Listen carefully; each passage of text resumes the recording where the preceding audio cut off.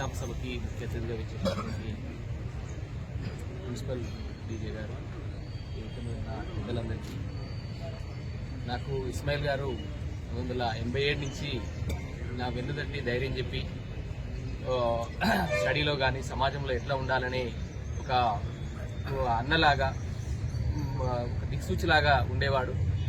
ఆ విధంగా మరి నేను అడ్వకేట్ వృత్తిలోకి వచ్చిన తర్వాత కూడా రాగానే చాలా సంతోషపడి ఆ విధంగా చేసినటువంటి వ్యక్తి లేకపోవడం అనేది హృదయము బాధాకరంగా ఉన్నది. అయినా కూడా మనం ఏం చేయలేము, ఎందుకంటే ఈరోజు పుట్టిన వాళ్ళు మరణము తప్పదు.